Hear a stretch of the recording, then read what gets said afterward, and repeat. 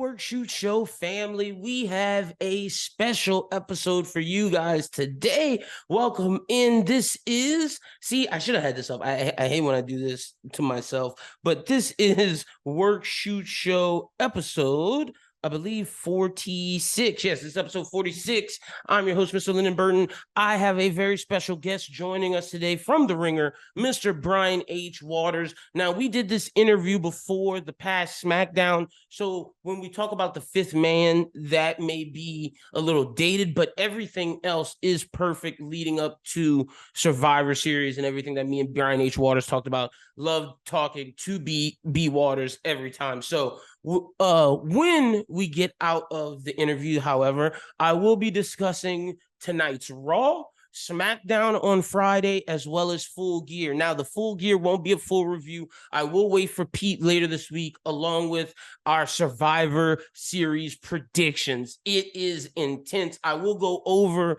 Pete and I's prediction on that episode as well, because we did drop our predictions, but I think we did pretty well for Full Gear. But nonetheless, without further ado, let's get into our interview with Brian H. Waters. Alrighty, Work Shoot Show fans, we had to bring him back. We got our guy from the wrestling realm and from the Ringer Wrestling verse. I mean, you could catch him on the Masked Man show. You can catch him on his show with Cal, and I believe the other co-host name is Cruz, correct?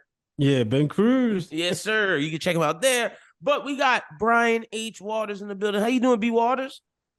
Man, I'm okay. You know, it's near the end of the year. I got a vacation coming up in the first week of December. So to be honest with you, I'm like trying to make that hot tag right now. I'm like, you know, I'm like back in the day, I'm a big Steiner Brothers fan. Okay. And what people don't realize, everybody see Big Papa Pump, right? But people don't realize that the dog-faced gremlin used to do all the dirty work back in the day, you know, and when Scott would do all his finesse stuff and then get beat up, he would make that crawl. That's the way I feel right now. I'm trying to tag in vacation. Yes, sir. Yes, sir. I understand now. I'm ready for the semester to end my damn self. I'm right there with you. But all right, B Waters, let's not play around. Let's jump straight in it. As the resident Bloodline fan of the IWC, I gotta ask you, how you feel about the new Bloodline getting Bronson Reed leading into Survivor Series? Now it's looking like maybe Seth Rollins is your fifth man. I know you didn't want Cody. Do you want Seth? Because you got Bronson Reed, yes. Okay. I understand. I didn't want a fifth member. I thought the 4 and 4 would have been fine. There's no need. I didn't even want to bring in another member. Like, shout out to the homie Lance on Hawaii, who just got, it was just announced that he was signed. He's revealed that he'd been down there for a while. I just felt like 4 and 4 was enough, right? Yep. But from the business side, and you know, we are those of wrestling's superior intellect, so we understand things differently. So you gotta have Seth Rollins on the show. You gotta have Bronson Reed on the show. Why put them in a match that's gonna be overshadowed when we're in an era now where it's less matches, right? So you're going to have this feud with Damian Priest and Gunther, which they're doing a great job, by the way. Yes, they are. You're going to have the women's war game match. I feel like you're still going to get Cody and KO. So why throw Seth and Bronson in there when you can just let them go at it inside the cage? You give Bronson an opportunity to jump off the cage. And you got to figure there's going to be some way to work in Chelsea Green. I don't know if it's Chelsea Green and Michin. You know, I haven't looked at the U.S. title, but I believe that's a possibility for the finals. I don't think they'll be at the finals by then. Then again, they may be. But you got to have Chelsea Green. It's in Canada. Yep. So Bronson Reed and Seth Rollins, them being in this makes total perfect sense. 100%. See, at first I was torn, but I like how they presented it. And he looks good next to Solo's guys, man. Solo is coming around on me. And I can tell you the moment that it changed when he walked in the Raw with them tickets and he started to lean into his comedic chops. Because Solo's funny. Like, don't just be serious, Roman. Nah, play into your comedic chops. And look, man, with him talking and Jacob not, people are still excited for Jacob. But I got to say, I think the Solo stocks are rising among the IWC. Yeah, definitely. There's a reason he was the chosen one, right? Shoot or non-shoot. It's the work shoot pod. There's a reason why they noticed something that we didn't know, right? You got the Usos. They're interchangeably connected. They did get Jey Uso going. You didn't have to put that little bit of emphasis on him, right? Jimmy's naturally charismatic. He's naturally funny. Now they showing you, okay, Solo, this is the guy who we want to be the next person in the Anoa'i family, right? You look at the history. I said right now, if I'm making, and I got a lot of heat for this, you may have seen the Mount Rushmore of the Anoa'i family. One, you I got to did see start that. off, you got to start with the High Chief, right? It's just like the presidential one, which we all know is just random guys thrown up there, if we being honest, because people can't even tell you why everybody is super significant. But you got to have number one, right? It's just like if anybody really puts together a real legit WWE championship WWE superstar one, right? You gotta have Bruno on there because he Yeah, was like the first megastar, right? Or even Buddy Rogers. But so I put the High Chief Peter Maravilla. Then you gotta go obviously the Rock. You know what I mean? I put Roman Reigns. That's the makes greatest sense. the greatest superstar of all time. And then I says Jey Uso. Jey Uso edges out Rodney Onawai, Yokozuna, only because in kayfabe, Yokozuna was not a bloodline member. Yokozuna Mm, was the Japanese, uh, yeah, he was monster. a sumo Yeah, wrestler in kayfabe. Now, family wise, obviously, but I mean, it's a full kayfabe list. But they're looking at Solo Sokoa now. Do we get a Jey Uso world title reign in there somehow? Yeah, probably. But there's going to be the Solo era. You know what hmm I mean? And I'm gonna even speak this even the Lance era. As we lived through. And I believe it was Rikishi who said the Wild Samoans, they was in the WWE. Then once Rikishi, Tongan Kid, and Samu was a part of WWE with the Head Shrinkers, there was always a member in the family on the yeah, roster. You go from, Yokozuna and Rikishi was there at the same time, then The Rock, and then next thing you know, here comes Umaga. Rose. Yeah, Umaga. I was gonna say Rosie and Jamal, but yeah, Umaga, and then we into the Usos now, and then Roman and so forth. That is reason why they are the number one family in wrestling. Hey, it's hard. You can't argue that. Can't argue that at all. Now, let me ask you. So, I agree with you. I'm into the bloodline situation. I'm into everything that's going on. The stories at an all-time high. So I gotta ask you a little theory. Did Paul turn his back on Roman by turning off that phone? Is he working for The Rock? And will we, with that question, I gotta give you a part two. Will we see The Rock at War Games? Don't think Paul Heyman is working for The Rock, but I think they destroyed his phone. We saw Mm, the call back. I think he just didn't get another phone. I think maybe who knows, they might even have him hostage somewhere. which You could know, be. Shout out to Kaz. He had a good theory that Paul Heyman could said to Roman, he could go turn on, join CM Punk and said that, to Roman that Paul Heyman was like, I was still around. You left me high and dry. You left me once you lost the title. Facts. But you look at that hug, but and it's so much, WWE.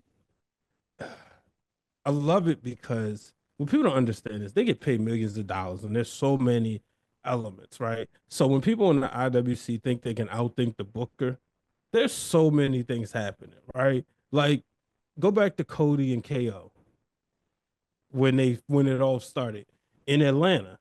Come on now, that was done by design. Yep. No cameras, let's let the people catch it.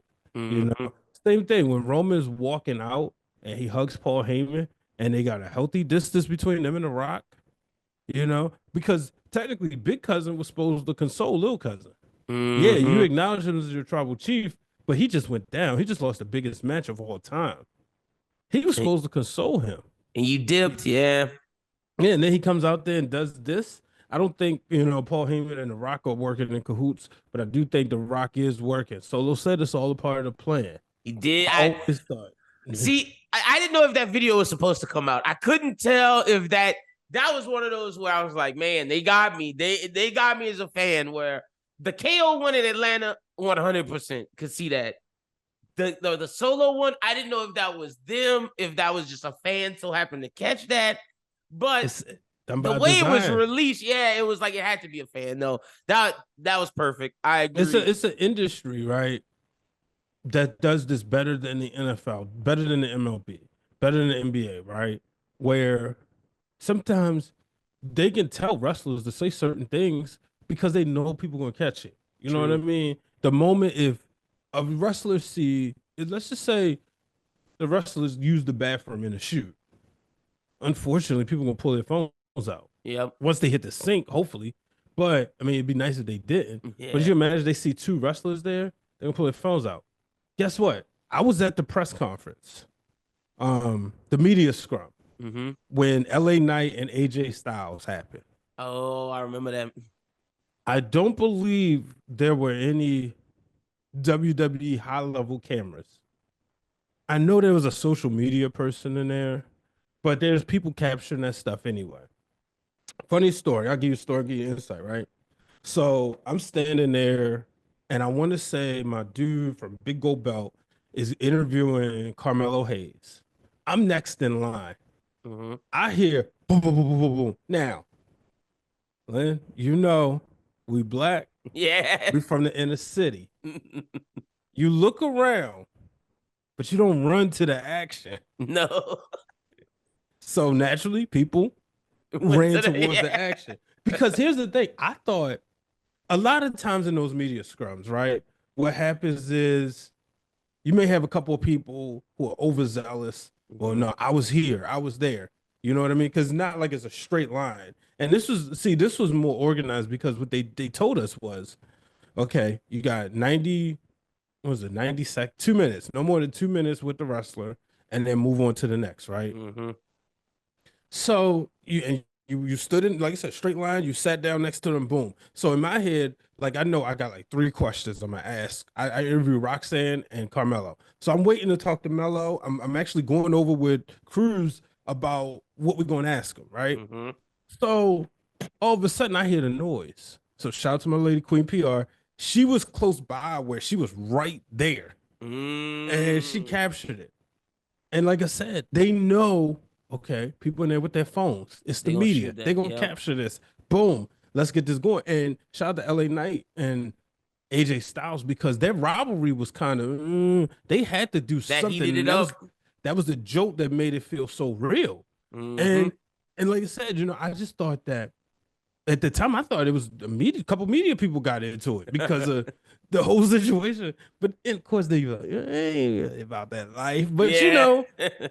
but that's how real it felt. So they know when they're at these places, there's certain places where they don't even have to send a camera person. The fans gonna catch it. It's when we went things like, maybe 10 years ago, maybe they might. No, it's always a phone on. As soon as a wrestler, because I've been there where so and so coming down the aisle, pull out your phone. Yep. You want to capture that moment. Mm-hmm. No, that's a fact. That's a great point. Now we spent enough time on the bloodline for this segment. I gotta ask you about arguably the Mm-hmm. people who not even arguably, they revitalized this tag team scene. How do you feel about your girls, Bianca and Jade, killing it in the tag team? Not Team Rhea, Team Bianca and Jade, which I love. So how do you feel about them heading into War Games? I love it, man. Everybody been complaining about tag team wrestling, and shout out to Eric Bischoff because Eric Bischoff kind of made me realize, wow, guess what? I guess it is more expensive to deal with tag team wrestling and whatnot. And people who love tag team, they always want to see the Young Bucks and all the other teams. And after a while, once we got all the dream matches from the Young Bucks from over at AEW. Shout out to the new tag team champions, Private Party.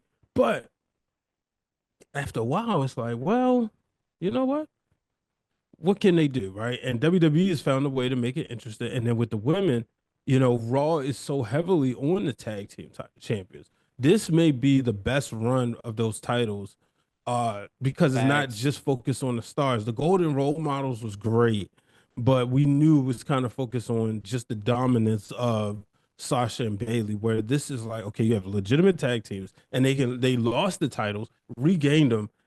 So I love it. I think this works, and it's good to see them when they out. They got tag titles. Facts. That's a big fact. Now, you mentioned Gunther and Damian. Is there a Mhm. chance the ring general loses? I would. I pull the trigger. I don't need another 500-day title reign. Mm-hmm. One thing I did like about this was Damian Priest outsmarting him backstage, and Yes, that was and great. it just goes to show street fight and ring fight is Two different. different things. Yeah, I like how he Yeah, called himself the Street King. yeah. So I love that. I think they done a good job. I could believe it. You know what I mean? Not sure, but I can see it happening. Okay, I would like okay. for one of those titles to switch hands at Survivor Series. Something needs to happen, yeah. And to be honest with you, I don't think it's gonna be Cody. Not yet. Mhm. Although I wouldn't be mad if him and Kevin played hot potato just because they haven't done Yes. that in a while. Hmm. But I don't know if that's what Triple H is gonna be doing with that title. So if that's not gonna happen there, it should happen with Gunther's title for sure. Yeah. And I think that adds to Gunther's characterization of what they're trying to paint right now. How does he deal with loss? Because Hmm. he hasn't, and so far it's looking like it's clouding his mind. And I think to really hammer that in, you really make him lose. Yeah. And you notice I tweeted this yesterday, but I don't know if I was able to quite articulate the thought. You look at Ludwig Kaiser, doesn't he Yeah. seem like height wise equal to Gunther? And he didn't always seem that way. It's funny you say that. The first time I thought that was yesterday at Raw when Gunther told him to be his own man, and they Yeah, was looking at each other eye to eye, and I was like, wait, they never shot this like this before. exactly. Exactly. Because Gunther would every time he was like, oh man, he lost, he about to get in Mm-hmm. trouble. Gunther would hit him Mm-hmm. with ooh. You felt it's like if you the fun uncle or fun aunt and you see your favorite niece or nephew about to get a beating, you like you had that sympathy factor. That's how you felt when every time Gunther would put On Ludwig him. Yeah. in trouble. Also, I think having Vinci stand next to it too really Mhm. made it look like they were smaller, but that's something that I'm gonna definitely pay attention going forward. Because if Gunther loses, Ludwig's gonna challenge him for Yeah. sure. Like that's coming, and I think that would be a great match. Now, I'm gonna ask you two more WWE questions, get you one AEW, and get you out. In terms of in WWE, I'd be remiss not to ask you. I'm a Cody guy. Cody got a story heating up. Hmm. I know about the Kevin Owens side, but let me ask you: is Randy gonna come back and turn heel, or are we wishing on a pipe dream? Nah, it's almost inevitable. He keep looking at that title, and every time I'm They like, do. Randy, bro, why you doing that, man? They do. I wouldn't mind seeing another title reign. Looks, and that's where you can switch it up, and then maybe get a John Cena action. Cody got to redeem himself for a little bit, comes back, then you get him to fight Randy. I would not be mad at that student master story. Hmm. I would love that. Now, Yeah. the final question, in terms of the women's War Games match. Well, actually, no. Final question: do you think Io Sky is the one to dethrone Liv? Because Io went Oh. from heel to babyface very fast, and it worked, and she got it through her wrestling matches with Bianca. So that's why I'm really glad to see them team together, because Bianca asking her is just respect. They respect each other's game, and you gotta love that in rivals. Io has shown I'm potentially the best in-ring wrestler in the women's division, and that's what made her a babyface. So does she have a shot at beating Liv? I don't think so. Yeah. I think she need a little bit more sauce. I kind of want to say if it's not Charlotte Flair, it's someone who hasn't had the title, and that would Mm. be Someone from um NXT, perhaps? nah, what's the girl they just brought up? I'm drawing a blank on her name. Just brought up. Lyra Valkyra. Oh yeah, they did. They gave a promo on Raw yesterday too. Yeah, that's the one I think would dethrone Liv in a few months. Okay, hell yeah. Now, in terms of AEW, we got Full Gear coming up. I'm Hmm. not even asking you about none of the matches. I'm just asking you, are you excited? Because, brother, The conversation around AEW now and then when we first started talking are two completely, totally different conversations. But I gotta call a spade a spade. B. Waters called this early. He said, look, Lynn, they give great wrestling, but if the stories don't come, it's gonna get ugly. Mm-hmm. And you were right for here now. I'm shocked at that. And I was always like, nah, B. Waters is gonna come. They're doing this, they're doing it. He was like, I'm not gonna say nothing. I'm gonna just wait and see. And it's looking like the chickens are coming home to roost. Yeah, man. You know, I'm interested in the Hurt Syndicate stuff, but everything Same. else I'm not. You know, Mercedes Monet, no. And at first we was, but after a while, it's a reason that there are standards and practices and guidelines. And I think in AEW you don't see that all the time. You know what I mean? There's this rush to like jolt to the finish. There's this rush about the wrestling, and what you have is a company ran by wrestling nerds, which is cool. But when you want to grow your product, you got to go beyond the actual grabs. You know, like when these people come in, like, and I saw somebody say this. WWE brought in Stephanie Vacker and Julia, and they giving you promo packages. That's how you make people a big deal. You cannot assume that we know, we know all these wrestlers from Japan, and this why this is a big deal. You can't assume that. You know what I mean? And when you bringing them all in so fast, bringing wrestlers in from other places so fast, it's hard to keep track. So it's very like it's like, all right, you know what? Whatever. I am interested what the Hurt Syndicate gonna do because they've been talking. Yeah, they and have. this was supposed to be the greatest thing in WWE. I know a lot of people. We loved our Hurt business, right? Sure, we never got it in front of people until Wale Mania this year. But now it's time to put up or shut up, you know, because the Beatdown Clan or whatever they was called in TNA, yeah, it was cool if you were watching. Now you got more eyes on the product just because you're on TNT and TBS. Now let's see. Let's see this take over. Let's see this go viral. And see, my one thing with that is because I agree. I tweeted this the other day. I said the things that I said the things I'm most interested in AEW, Hurt Syndicate, Swerve. I'm still reluctant on Jay White, but I'm interested. Hangman, and I'm always love Moxley, but like he doesn't have a good baby face right now. But in terms of the Hurt Syndicate, I asked my co-host this on our last episode. Do they need to win gold? And I think yes. And I don't know if Tony Khan's given every one of them gold in that faction. If he doesn't, I feel like that's a problem. Absolutely. They should be walking around with suits and belts. And the biggest problem is too many titles over there. They're literally over there playing SmackDown versus Raw 2010. You know, they're creating a new title every week and putting it on these wrestlers. But what's the significance? What is the significance of the AEW International Champion? What is the difference between the FEW, was the FCW champion or FTW? FTW championship, the Ring of Honor championship, the Ring of Honor television championship, the AEW TBS title, the AEW TNT title. It's way too many titles. You know? So the trios title, I knew, I was like, oh my gosh. You know? And like the TNT thing could work, but they're not doing it the way. Give Collision its own title, Dynamite its own title, and let these do a brand. They need a brand split. They got too many wrestlers. And then my biggest problem, and this is all into the creative conversation, you got wrestlers like Ricky Starks sitting at home, but we go and get and this is no disrespect. I love what this guy did on TikTok with his family, but I'm calling a spade a spade. We got Big Boom AJ on Dynamite tomorrow. By the time you guys hear this, it'll be today. But we got wrestlers who are dying for spots at home or in catering, and it's like, why are we doing this right now? Yep. So it's just I'll never forget when we talked about you told me the issues of AEW long before we saw them, and now I'm seeing them. And that's why you're the first person I call, my guy, B. Waters. Tell the people they can follow you on social media, my brother. And I appreciate you coming on the show.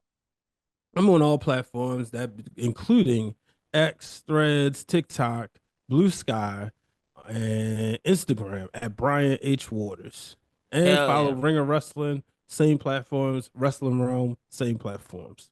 Hell yeah. And with that, let's finish up the pod. Shout out to my brother B Waters, man. Make sure y'all follow him everywhere. Make sure you check out his content. So let's jump in. We're going to go in order. Let's start with SmackDown. And boy, with SmackDown popping, the fifth man. We know who it is. But let me just tell y'all how much of a fan and how much fanned out I was. So as I'm watching, I'm in the room. My girlfriend's putting on her tan. Shout out to Kerr. She rubs a tan in. It's just what these women do. So she's putting on her tan. I'm watching SmackDown, and all of a sudden it's to the Roman Reigns segment, and I'm watching. I'm like, all right, who's gonna be the fifth man? Is Seth gonna pop out? I'm still thinking it's Seth at this point.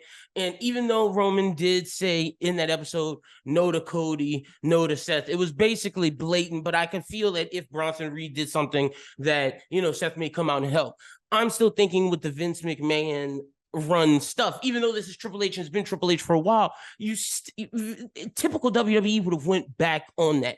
But when you hear, ladies and gentlemen, did I pop like a 12-year-old?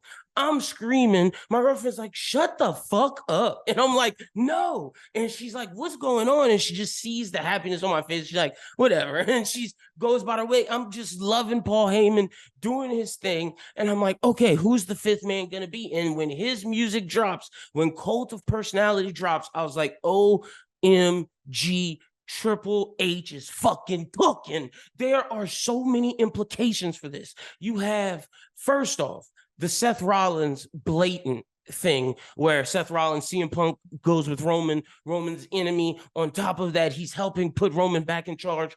All of these things to make Seth mad. Don't let Seth beat Bronson Reed. Another thing on top of that. Seth, don't let CM Punk beat Bronson Reed. Another thing on top of that. Don't let CM Punk start to get along with Roman. It just heats these things up. Then on top of that, you have Seth versus Roman. Seth's going to be Roman. You're my brother. How could you choose this? Blah, blah, blah. I know we have our problems, but how could you choose CM Punk, the man that... And Roman say, hold up, bro. You said you didn't want nothing to do with me. He answered the wise man's call. I didn't ask. And I'm thankful he did, because if I would have relied on my brother, I'd be on my fucking ass. So with that, you have Seth and Roman right back at it. And then what I haven't seen anybody say, I know people say Punk Roman. Obviously, that could be there for the true Paul Heyman guy. And I know people are saying that they think that Paul Heyman could turn on Roman. I don't see that happening unless...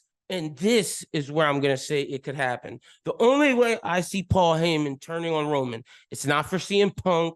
It's not for Solo, Jimmy. I've seen people say all those things. For The Rock. And I know people will be like, Lennon, you're still in that Rock thing. The Rock hates CM Punk as well. CM Punk dropped that monstrous promo about The Rock coming in, taking his main event. There's heat there. When CM Punk came back, he made a jab at Rock at the WrestleMania press conference, and they were looking at each other. There's heat there. Roman, first you pair with Cody, now CM Punk over family. Rock comes in, and that's where Paul Heyman, can turn. But I don't see Paul Heyman turning just because storytelling-wise, he brought him here. Like, I don't see that working. But in terms of the fifth man, I absolutely love it. Bravo, Triple H. And that SmackDown was great because before that, we have Cody Rhodes versus KO. It's announced for Saturday night's main events. Now, will they be at Survivor Series? I hope so. I hope they have some sort of Grayson Waller effect, or there's some impromptu fighting behind stage, something. They have to have a presence on the pay-per-view in some form. But the promo battle was amazing. Kevin Owens is playing this Drew McIntyre sympathetic role, like, bro, I fought the bloodline for all these years. How could you choose Roman, blah, blah, blah. To me, it's weak as fuck, and that's what Cody was saying. You didn't have to pile drive Randy. You did that because you are weak and you are a fragile, egoed man. What happened with me and Roman had nothing to do with you, Kevin. And on top of that, ladies and gentlemen, Cody tried to talk to him. Kevin didn't want to talk. So Kevin keeps saying all these things and trying to reel y'all in, you Cody haters. But let's not forget, Cody begged him to talk. Cody begged him to hear his side and to hear what Kevin had to say. Who knows what happened? Maybe Cody changes his mind, but we don't know because Kevin didn't give Cody the chance to talk to him. And that's what makes this feud so damn good. They're cooking. The heel believes he's 100% right. Now, for me, I wouldn't be mad if Kevin pile drives Cody at the end of SmackDown on Friday or even at Survivor Series. Let's make something happen. I am about that. And speaking on that, side note, Shinsuke Nakamura has to win at Survivor Series. I'm sorry, LA Knight should not win, but that's just me thinking about Survivor Series. Like I said, we will do our predictions later in the week. But to me, they need to have some sort of presence, and if not, like I said, let KO power drive Cody on SmackDown, and that'll explain everything. But SmackDown this past week was cooking. Let's continue the WWE train because it will be quick with Raw. I have to get out my theory of Majin Kofi. So the New Day reunion is next week. That's where I believe the breakup will happen. Everybody believes that. A lot of people are saying Woods. Everybody's saying Woods. But to me, I think they tipped their hat and they kind of showed us where we're going. Woods would be too predictable. Kofi, by the time you guys hear this, it would be last week, wore a Majin Vegeta chain, wore the M symbol chain. Today, you have Woods wearing Goku Black to throw us off the scent. Oh, yeah, Woods is going to be one. No. It'll be Kofi. Kofi is pulling a Majin Vegeta. And when you hear what Woods said today, it just sent Kofi over the edge. He will do this. Kofi's going to be the one to turn heel and go against the New Day. Big E will probably try to come in, try to save everything. Woods will listen. Woods will try to convert, not Kofi. He's going to be too far gone. He will go Majin Vegeta. We're going to get Majin Vegeta versus Goku with Woods. Woods is going to end up beating him, and in the process of beating him, and whenever they do battle, it's going to turn Kofi back to the good side, and it's going to be all of them pushing Woods to his singles championship, the first one of his career. And I think you have to do it that way because his biggest test is, can he beat Kofi, former champion? If Woods can do that, then sky's the limit for him. And bravo for Kofi and Woods taking this Majin Vegeta Goku angle. I absolutely love it, where Woods is constantly getting, not Woods, Kofi's constantly getting that negative energy, that bobbity energy, negative. And today it fucking popped off when he said, you lost to Brock Lesnar in 6 seconds. Even though Kofi started that by saying Woods was the weakest member of the New Day, only one without a championship, and playing on his insecurities, which Majin Kofi, I see that being a thing, and Kofi's going to be the one to turn heel and break up the New Day. Other thing about Monday Night Raw, Naomi's the traitor. I'm sorry. Naomi is the traitor. Naomi's the one that feels slighted by everything. They're going to try to make it look like Bayley. No, it's Naomi. She threw Jade in. Now, if it was Bianca, I wouldn't be mad at that turning Bianca heel, but I don't see that as the case. I think it's going to be Naomi. Naomi's going to turn heel. And yeah, it's going to be intense on SmackDown over there with the women. Also, we got the women's Intercontinental. That's super dope. So shout out to that. All right, let's get to Full Gear. I'm going to just do quick thoughts because, like I said, Pete and I will review it.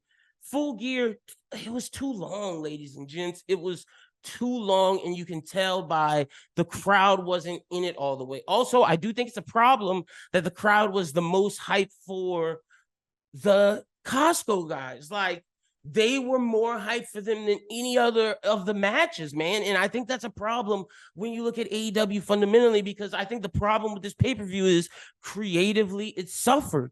Like, think about it like this. If the Mercedes Moné and Chris Statlander match had better storytelling behind it, that match would have been 5-star, 5.5.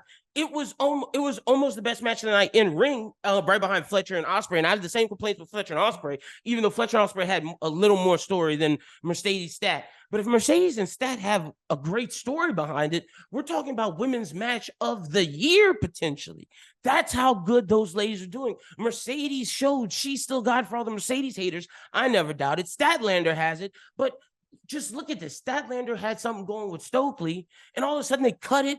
and make her baby face out of nowhere. Don't explain anything. And then Mercedes has Camille looking like a slub. Like Mercedes is this heel that needs to cheat to win, but she's winning these matches clean. Why aren't we telling the story of her being this gifted wrestler? Like there's no storytelling behind this. And this is arguably the worst women's division in wrestling. NXT is better. Raw is better. SmackDown is better. And TNA is better.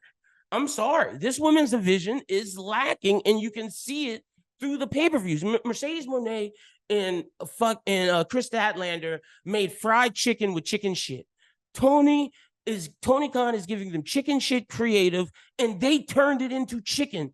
That's incredible by these ladies. It was, like I said, it was going to be the best match, if not for Kyle Fletcher and Will Ospreay. And speaking on them, I wish they had more story. That match turned Kyle Fletcher into a superstar.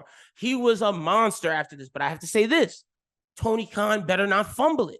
This is the second time that Will Ospreay did the job for someone else. The first one was Swerve, and Swerve has not fumbled it. Swerve has taken the ball and ran, became a star. He's doing his thing. But Kyle Fletcher has to continue being pushed this way, or you're wasting Will Ospreay's sacrifice.